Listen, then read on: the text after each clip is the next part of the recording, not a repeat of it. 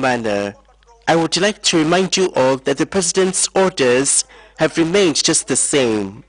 I must also point out that my job is to ensure that we increase production in the agricultural sector. However, I must ask you all a simple question. Since it is known that some farmers have not been paid until now, then how can production increase? That is why I am not happy at the moment. I have to remind you that in order for me to do my job successfully, the people I rely on the most are farmers. Tanzania Railway Corporation (TRC) has announced that by the end of this year, the standard gauge railway from Dar es Salaam to Dodoma Makutupora will be launched. This was said by the Director General of TRC, Masanja Kodogosa, in Dar es Salaam during a training for the TRC employees of the new SGR trains. The fourth group is very important as it consists of train operators. There will be a group that will be sent outside the country for training, which will stay longer than the other groups, so that when they come back, they are competent. This is a very important aspect in the training phase.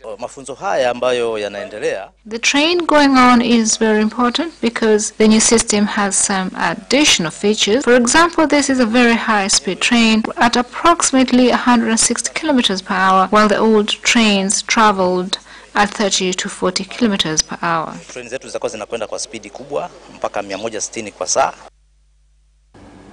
The Minister of Regional Administration and Local Government, Suleiman Jafo, has commended Tanzania Dental Association for implementing a successful oral health campaign this year, which enabled thousands of people to access dental services. The statement was made on the minister's behalf by Arusha District Commissioner Gabriel Dakaro at the climax of Oral Health Day in Arusha region.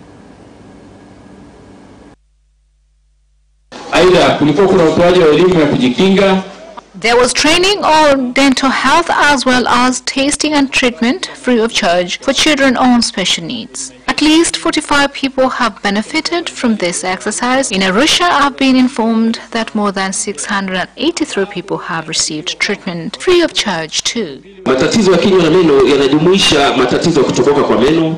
Dental health complications include cavities, gum problems, cancer on facial and neck areas, as well as accidents that damage teeth, gums, and other areas. A lot of people have issues such as bad breath, damaged teeth, as children are not taught dental health. Prevention and Combating of Corruption Bureau (PCCB) in Mara region has sent to court 3 people out of 5, including the director of Nyakirangani Construction Company Limited, Mahuza Mumangi, and the former Musoma director of the Water, Sewage and Environment Authority, Hawaiju Said, to face economic sabotage and money laundering charges. The state prosecutor, Valence Mayenga, read the charges in front of Mara Court Judge Ramu Mushi by stating that the suspects are charged with several offences, including embezzlement of 9.1 billion shillings. Wote watatu wanashtakiwa kwa kosa la kutakatisha fedha kiasi cha shilingi milioni 313. All 3 suspects are charged for laundering 313,500,000. The accused are also charged with economic sabotage, causing the authority a loss of 613,500,000. Washtakiwa wote watatu wanashtakiwa kwa kosa la uhujumu uchumi. United Nations Development Program has said that Tanzania might fail to meet the 17th Sustainable Development Goals if it will not address challenges of employment, environment destruction, and gender equality and cultural practices. Speaking in Dar es Salaam at a meeting with ambassadors, development stakeholders, and private sector, UN Resident Coordinator Alvaro Rodriguez said among challenges, gender inequality in the country was leading. We still live in a society where, for many cultural and traditional reasons that we understand, women and girls are not getting the same opportunities as men and boys. And that must change. Tanzania will not achieve the SDGs if women and girls do not receive the same opportunities. And then finally, the challenge of climate change. Tanzania does not have industries that have really polluted the environment globally, but is feeling all of the impacts of the negative processes related to climate change. So we hope that by bringing attention to this unfair burden that Tanzania is facing, that the world community will pay attention to Tanzania and assist Tanzania achieve the SDGs. What is being done by the government is to have an understanding and have the right environment for others to take part in implementation. In addition to contributing towards revenue, means that the government will have the money to invest in development projects, but they also have a duty to contribute towards corporate social investment. So when you look at all the 17 progressive development agenda, none can be achieved without the private sector. One main objective of the private sector is to make a profit. So in the 17 areas of development, what they look for is opportunity. Mwanza Police Force has arrested 19 nationals from Ethiopia for entering the country illegally. Mwanza Police Commander Assistant Commissioner Muliro Jumanne Muliro said that the illegal immigrants were arrested at a house belonging to Benedicta Jervis in Amani Street, Nyamagana District. Ametuelezea kwamba kuna mtu mmoja siku tatu. We were informed that there is this certain individual 3 days prior to the arrest had let out a room there and later it made some arrangements to hide the suspects. We're working in bringing to justice those working with illegal migrants to bring them to our country and region with the intention of trafficking them to their destination. We will keep working on this to arrest all those bringing people inside the country illegally. Water and Sanitation Authority voiced concern on the poor performance by the Minister of Water in Dodoma during the launch of a report of the authority for the 2017-2018 financial year. The authority has been directed to review prices of water treatment due to overspending, revealed in the report.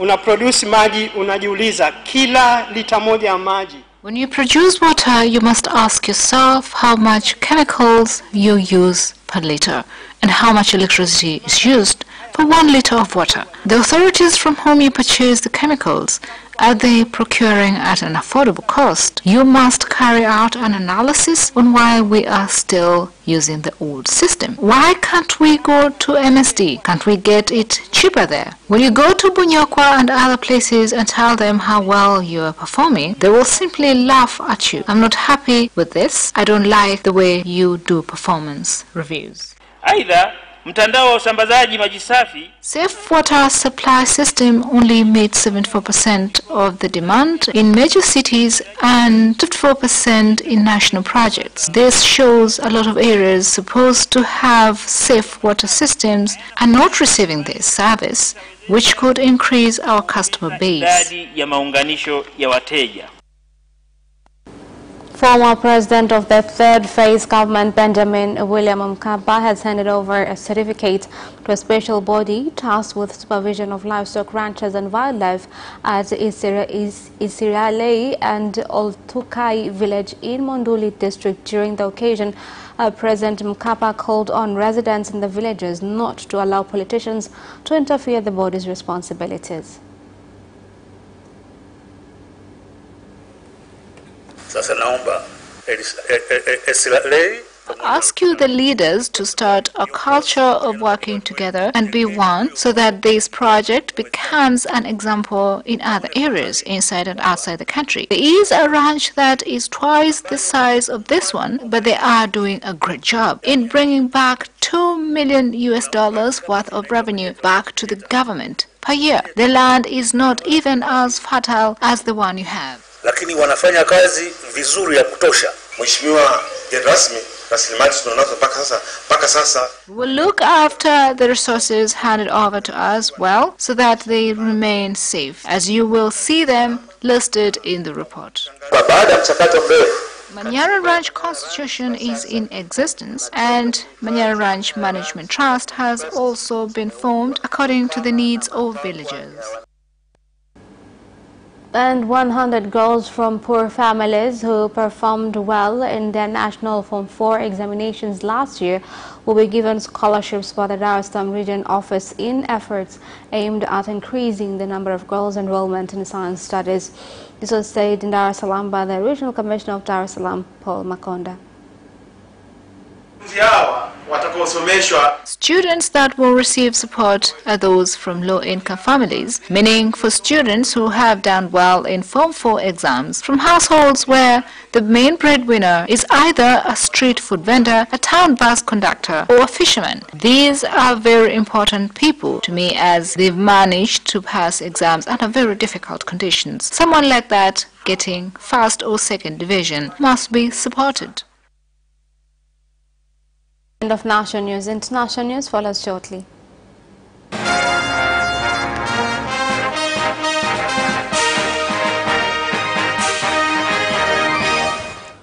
And in international news, at least 21 people have been reported dead in Kenya from hunger. This comes as the government continued with efforts to distribute food and water to affected communities in the eastern Kenya. There is a lot of fake news also around what is happening in Kenya. For example, we were told the other day that 11 people have died. That is not true. From where I sit, from all the professionals that we have. In fact, the chief and the other fellow who actually faked death, we've taken them in for questioning, because these are people who are taking a very serious matter involving human life and playing around with it. But campaigns have begun in Beni and Butembo in the Democratic Republic of Congo ahead of elections on 31st of March 2019. This comes after residents in the areas failed to participate in the general elections last year due to Ebola outbreak and insecurity.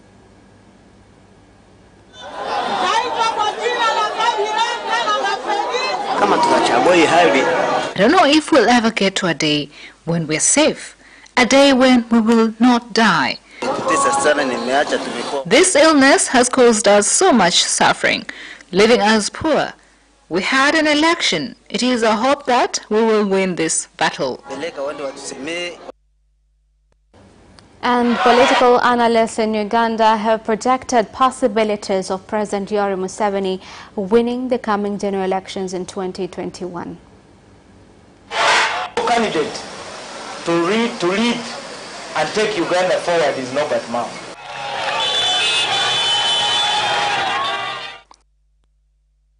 At the Global Solution Summit, would stick to its NATO promises. Money for the military would not come at the expense of other kinds of spending, such as foreign aid. A fair bit of money will be spent on projects around Africa. We have our Deutsche Welle correspondent William Glucroft from Berlin, Germany. William, tell us more about Merkel's remarks in the context of ongoing disagreements with the Trump administration. Absolutely, and good day to you from Berlin. Yes, we had the Global Solutions Summit taking place here in Berlin this week. Angela Merkel was its keynote speaker. It comes at quite an interesting time because at the same time, the German federal government released budget projections for the next few years. It has a lot of people upset that Germany is not doing enough for spending, specifically on defense. Now, this is something that the U.S. has been pushing Germany and other NATO members on for a long time. They would like to see NATO members spend at least 2% of its GDP on defense. the current budget projections that the German government put forward this week fall far short of that, and even fall short of Germany's own promise of 1.5%. So while the actual number, sheer number of money being spent on defense is going up as a relation to the GDP in Germany, it is not. Now, Richard Grenell, the U.S. ambassador to Germany, once again, as he's done a few times already, criticized Germany for setting a bad example of other NATO members on its defense spending, and then Merkel had quite something to say about that at the Global Solutions Summit. She said that is not true. Germany is committed to its own defense, it's committed to EU defense, and it's committed to NATO. And that it will reach at least its own promise of 1.5% within the coming years, which is something rather hard to determine based on economic fluctuations. She also took the time at the Global Solutions Summit to talk about the fact that military spending cannot come at the expense of other kinds of spending, namely development aid and partnership programs with other countries. She said Germany has no interest in being a military superpower. That means it wants to show its might in the world in other ways, again, through development. It also likes to, or she liked to point out the fact that it's not just a matter of money, but a matter of real-term action on the ground.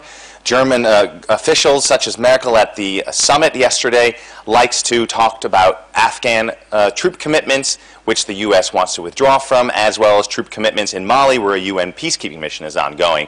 So a bit of back and forth here between, once again, the U.S. ambassador representing the Trump administration in Germany and government officials led by Angela Merkel.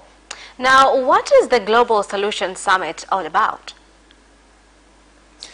Well, it's quite a large event. It's the culmination of events, of smaller events that happen throughout the year around the world. It takes place in Berlin. It attracts, of course, being in Germany, many major German government officials, but also major policymakers, business leaders, NGO leaders from around the world who come to discuss global issues such as climate change, good governance, agriculture, feeding people, labor rules, how people are going to continue to have jobs and be paid well in the age of digitization and automation, and how they can level the playing field between very rich countries in the global north and developing countries in the global south. These are all kinds of issues that get discussed at the Global Solutions Summit. It follows or tracks along the G20 agenda, but it is independent from the G20 agenda. It's seen as a sort of planning opportunity for people who are involved in the G20 to have a different forum to get ready for the G20. In this case, this year, the G20 will be taking place for the first time ever in Japan in June, and before that will be the T20, the Think 20, which is another major global forum. So this Global Solutions Summit taking place in Berlin is seen as a precursor to all that and a way to prepare for those bigger events later this year. So how do the summit's issues get worked on now that it's over? Well, that's a very good question whenever you have these major global events that have a lot of talking, a lot of keynote addresses, a lot of big ideas being discussed, and a lot of global challenges that cannot be addressed by single countries but need to be tackled on a multilateral level, which of course was a major issue of this Global Solutions Summit, how to proceed in a multilateral way, especially in an age when the United States, as the longtime leader of the global order, seems to be backing away from that position. So we see many of these solutions, for example, or many of these proposals, one big one being a student exchange between Europe and Africa taking place, what's long been taking place within the European continent, now being expanded beyond European shores to Africa as well.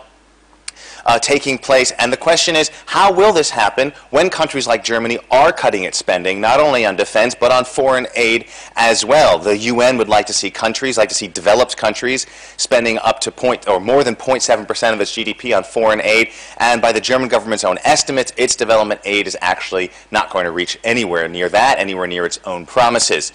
Now, with those kinds of spending, or limited spending, or reduced spending, it is a good question how Germany's ambitions for helping countries around the world might actually be seen to it, and I guess we'll have to see where things go leading up to the G20 in June. All right, thank you so much, William, for that insightful information. I think we'll have to keep on following up on more issues that will be happening in Germany. And that is the end of international news. Business news follows shortly after the break. Watch Business Edition as we talk to business leaders and experts in sectors that are transforming Tanzania's economy. To be rich, I have to be a business person. It's not an easy road at all. People need to understand. You must quickly think how cost effective are you going to be. Business acts as a way in which it can bridge that gap. Business Edition will keep you informed on latest developments in the financial sector, extractive industry, tourism, agriculture, energy, construction, and so much more. Meet entrepreneurs who are creating employment opportunities. Watch Business Edition on Friday at 8:15 p.m.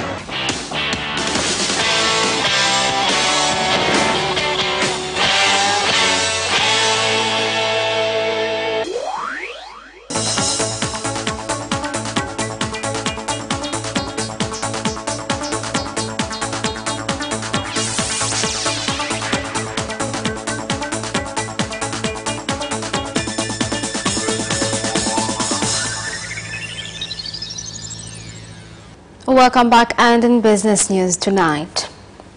Tanzania Revenue Authority has warned entrepreneurs who have been recording false data in their accounts with the intention of evading payment of taxes. If someone is not paying the right amount of tax, the government loses out. Tax consultants must help us so we can get the right amount of tax owed paid. The impact is that the amount of revenue collected is less as a result of tax consultants failing to do their duty. TRA offices. When TRA goes to see business owners, most of them are scared of TRA offices. But when there is a good relationship between tax practitioners and TRA, it is easier for us to communicate to taxpayers than TRA on its own. We are there to advise them and calculate what is owed, amongst other things. The Parliamentary Standing Committee on Public Accounts (PAC) has expressed satisfaction on investments done by Watumishi Housing Company in building commercial apartments. However, the committee urged WHC to maintain standards of the houses. The quality is satisfactory, although there is a road network that needs to be laid out to bring people here. We ask Watumishi House Corporation, working together with the city, so these roads can be constructed. It can act as a motivation to someone wanting to buy a property.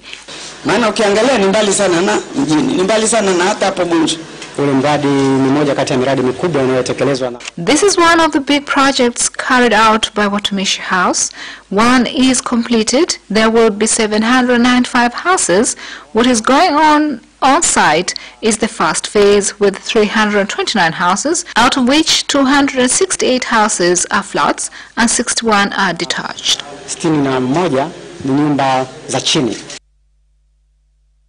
The Ministry of Industries and Trade, in collaboration with Japan International Cooperation Agency (JICA), have held trainings to owners of small and medium entrepreneurs in Dodoma region with the aim of increasing quality of their products so as to compete in domestic and international markets.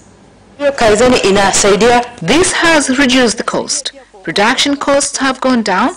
We are now able to produce at a low cost. This has enabled our factories to manage well competition. I would like to urge all manufacturers in the country to visit SIDO in order to receive training, as this will help them to a large extent address challenges they are facing. This training has helped us increase efficiency. Before, to get machinery parts where there was a breakdown was a big challenge, but this is no longer the case. And that is the end of business news. Sports news follows shortly. Hi, my name is Kotaro Tokuda. What's up? My name is Sean Garnier. I'm John Barnes from Liverpool Football Club. The hip hop, a hip it, the hip it, the hip hip hop. You don't stop the rockin' to the bang bang boogie. Say up jump the boogie to the rhythm of the boogie to beat. Now what you hear? I'm watching Sports Gazette. I'm watching Sport Gazette. And you're watching Sports Gazette With Sebastian. With Sebastian. Peace out. Yes! And you can also watch Sports Gazette for highlights and interviews regarding sports. Do not miss Sports Gazette every Wednesday at 7 p.m. only on Capital Television.